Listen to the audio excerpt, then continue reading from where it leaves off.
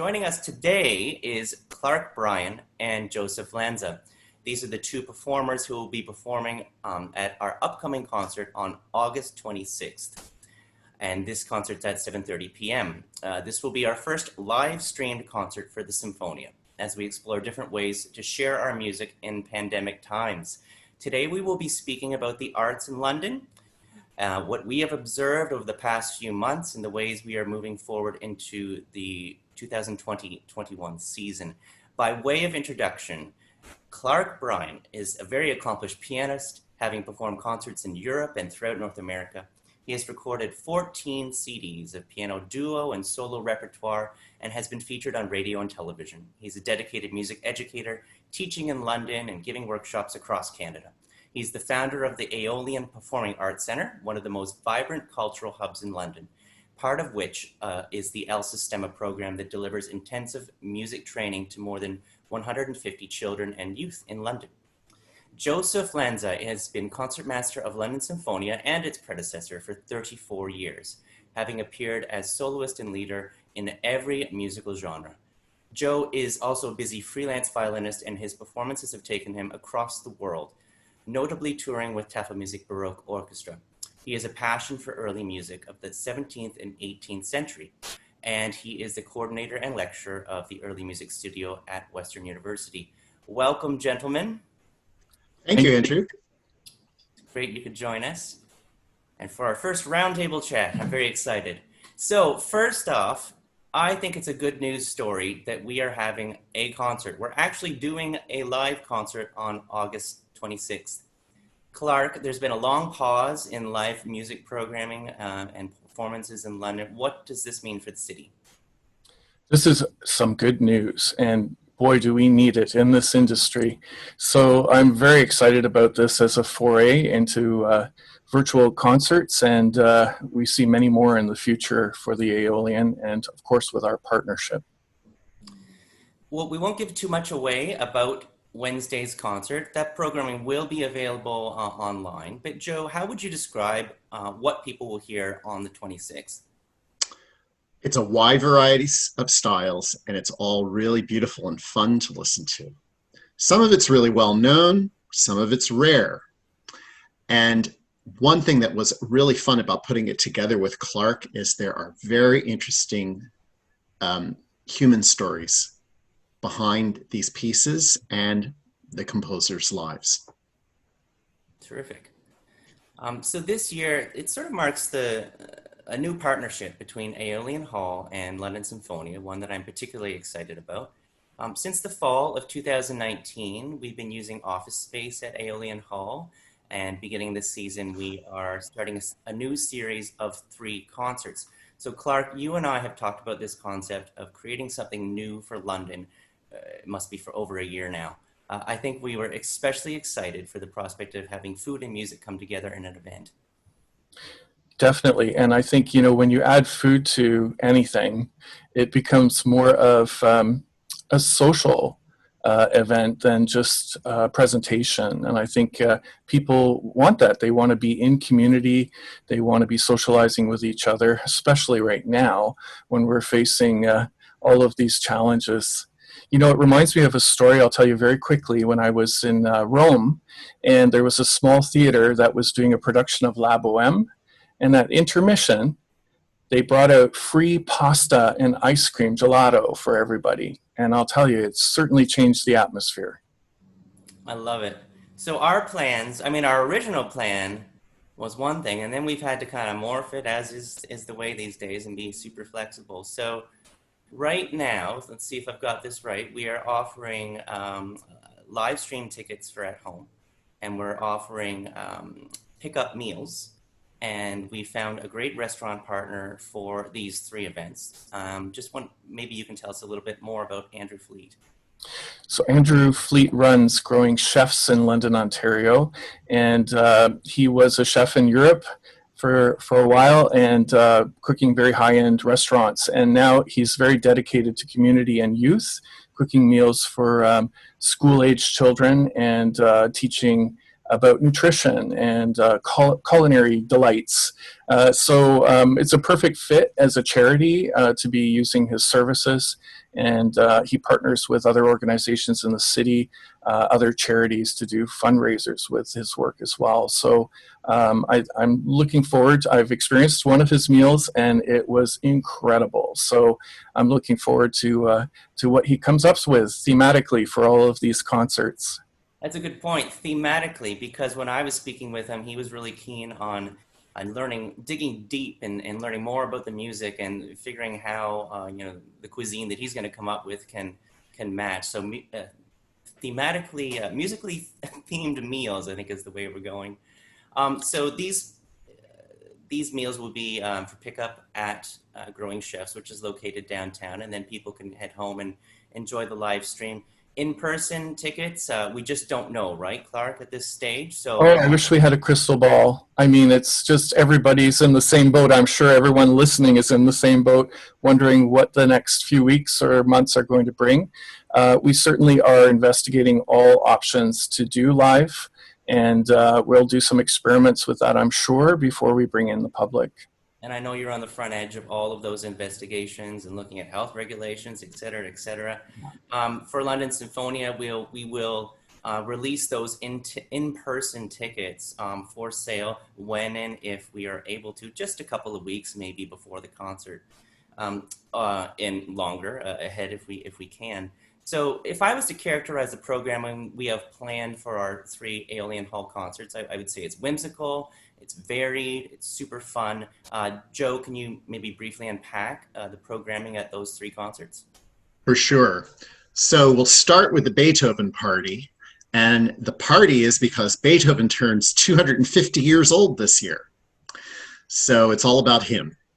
I see sausage and sauerkraut for that one. Well, we're going to start the concert with Clark featured on the piano in a kind of rare piece by Beethoven. It's called the Cockadoo Variations, and cockadoo is the German word for the cockatoo, the large bird with the big crest on its head. The second program is featuring Beethoven Septet, which is the yes, major work on the piece, and that's a big party piece, right? 7 great. Oh yeah, very colorful, lots of different instruments. On the second program, we have the Hockey Sweater and Carnival of the Animals. So Tom Allen is joining us for 2 really heartwarming and very funny musical narrations. The first is the classic Canadian tale by Roch Carrière of Rocket Richard's legendary Number 9. Sorry, Leaf fans. And Camille Saint-Saëns in his zany and colorful musical Zoo. On the third program, which we're calling Beyond Tears and Laughter, we're going to feature French Impressionist music. Think of early 20th century Paris, dreamy atmosphere, colors that amaze, and exquisite beauty. We're going to feature Angela Schwarzkopf, our harpist, who is a 2020 Juno winner for solo and chamber classical. It's a big win for her. Everyone loves a harp. It's irresistible. Looking forward to all of these. Now the dates for those, the Beethoven was November 7. The Hockey Sweater and Carnival of the Animals is January 30th. And Beyond Tears and Laughter with Angela Schwarzkopf, that's April 10th.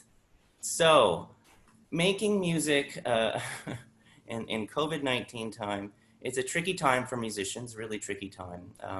How do we change our approach to music making over the year ahead to help support musicians? Clark, you start.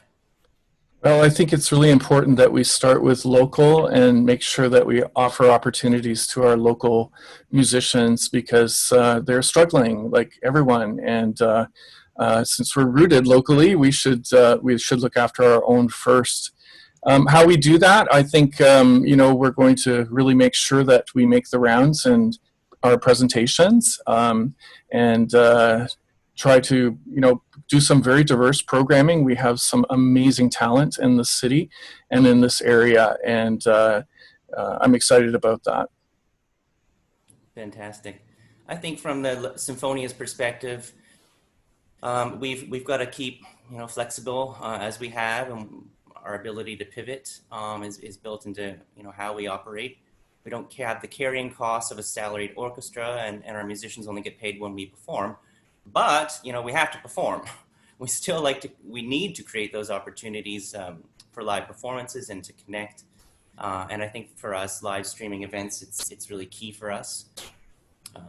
We've been videoing our events over the past year to great success, and live streaming to us is a bit of a next evolution of what we do.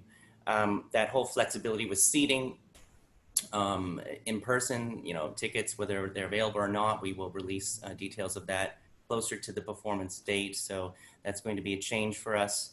What's important is that we keep our patrons safe, keep our musicians safe, and our staff safe as possible.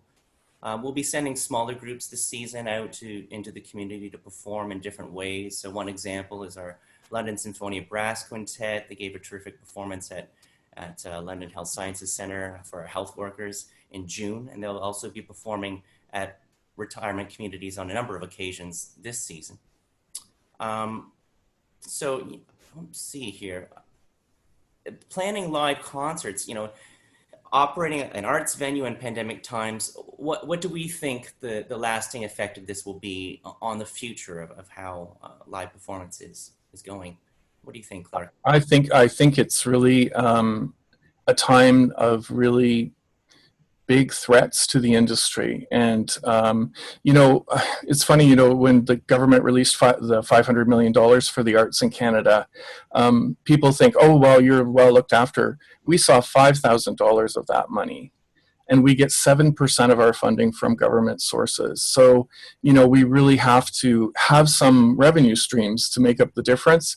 Fortunately, we have our community who supports us as a charity in donations, but it's not enough. And we're going to need to figure out some very innovative social enterprise to move forward and stay afloat for who knows how long, right? I think that's the big thing. A lot of the bigger venues are doing nothing this season. So we're going to do our very best to make that happen. Innovation. Innovation, optimism, good. Yes. And a totally untested model for both of our organizations. Typically, ticket sales would make up a third, right? Government a third, donations and corporate support another third. Well, we're looking at this ticket revenue picture, and we just have no idea. I think that over the past few months, there's been a lot of free live stream content, and I'm hoping that London audiences do understand that we do have to charge for live streaming going forward. It's part of an evolving business model, which we hope will fly. And what I've heard and what I've read is that yes, anyone can access the Berlin Philharmonic at the touch of a button, but when it comes to supporting the local orchestras, I think that that's been seen around the world, that audiences do want to support local, and I do hope that London audiences will pay attention to what we're presenting and be game for taking in these live stream performances if we can, again in person, but we have to wait and see for this. Joe, what do you see in the future, and in terms of as a performer yourself? I feel like resourcefulness is the name of the game. And also, it's just a lot of hard work right now because everything is changing and we need to find our way. So as a freelance musician, trying to adapt as we are with London Symphonia, but for the moment, I have to say that a lot of my freelancing is gone. So teaching online is very important, and teaching at the university, which I do, has been really a challenging transition. We're working very hard at Western to try and maintain the joy and excitement of learning to the extent that we can, and to adapt so that we have both safety and good learning experiences. So it's It's taking a lot of time and attention, but I can't. There's nothing else to be done, and this is what I'm so devoted to anyway. So I'm determined to continue and keep our music alive. Yeah. So that's what we'll do. Yeah, I think it's important to realize that London Symphonia doesn't provide the exclusive income for any musician, right? Like we have to patchwork together a whole bunch of different sources, and any professional musician these days does. Um, and that's challenging, absolutely. And we are absolutely committed to putting on these 9 concerts. Unless we can't come together as performers, that would be the only thing that would prevent us. Unless we can't have a group of even say 5 people, but we are going to try our best through this season, right? Um, Right. and try we will. Okay, so diversity.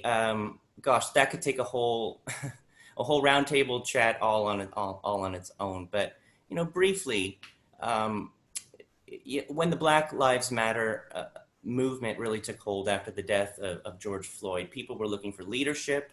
They were looking for direction on how to respond, myself included. When I think about it, artists have always led that response during difficult times. I'm wondering how we, as arts organizations, can change or continue the need to provide, this need to increase diversity in the arts and the artists who we present. Clark. So Alex Kane, one of the organizers of the Black Lives Matter protests, is a friend of mine, and I've performed with her, and we've had a lot of conversations.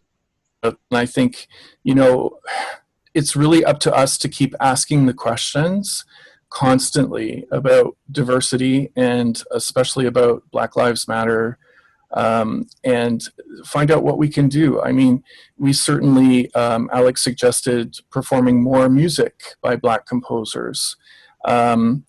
Right now, we're creating a repository at the Aeolian of Black history in our region, and trying to showcase that in our newsletters, along with other diversity challenges like Indigenous and LGBTQ. But presenting Black artists, presenting that kind of diversity is really important. I think we need to look inside of our organizations and figure out ways to create more diversity, not only in our performers, but as well our management staff. So that's how I see it. And it's not a one-stop shop, right? It's ongoing process that we have a responsibility as artists to undertake, and our community does as well. But I know artists have always been, as you mentioned, at the forefront of trying to make those differences happen. It's funny because this isn't the first time things have erupted in history, and the changes still have not happened. And I think that's a really important thing to remember, that we have another symptom of the disease.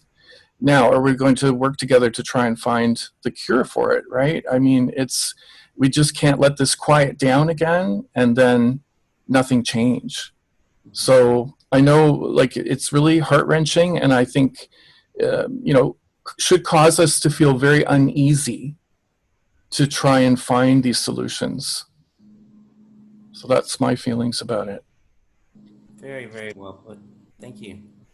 I think when we program orchestral music, we think of this 400-year-old body of music, and that we're conservators of this great, enormous body of music. We have 9 concerts, 9 opportunities to present work through the season, and I think exactly, we just have to navel gaze. Every season when we're presenting, we got to think who we're putting on stage. We have to think what composers we're representing on stage. I think what we've managed well in London Symphonia is gender diversity at this stage. I think we've got a terrific balance in our board of directors, our staff, our musicians. It's pretty much 50-50. What I don't see yet is that broad representation of BIPOC, and I look forward to exploring that. I think that we're heading in the right direction in the season that we're on the cusp of. also, the concert that you guys are doing on the 26th of August. Exactly, that's where the programming conversation started. Joe, do you want to say a little bit about that? Well, yeah, Clark immediately brought up the idea that how might we program for this recital in such a way as to try to feature the issues that Black Lives Matter and also the pandemic itself have brought to the fore.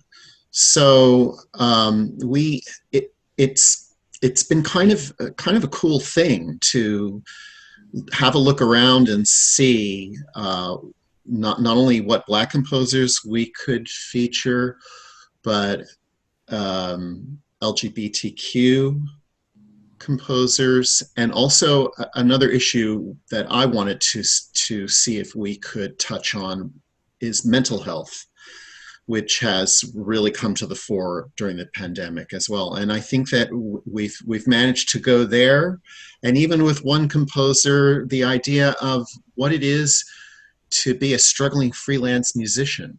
I think that that's embedded in one of the pieces that we play.